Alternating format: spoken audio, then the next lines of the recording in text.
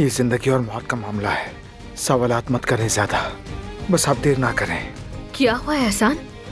भाभी, नहीं बता सकता मैं। ये हमारा अपना कुत्ता न्याजी है। वो उसे मार डालेगा, मैं पहले ही बता रहा हूँ। इस बार हम इसे जेल से नहीं निकाल पाएंगे। चलो।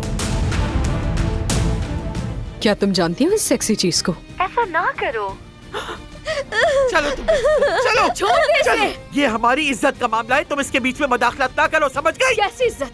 अब तुम बताओ कि मुझे क्या करना है। दादी जान, अजमत साहिबा, हम अब्बास साहब के हुक्म पर सुहा साहिबा को लेने आए हैं। अदनान के कमरे में।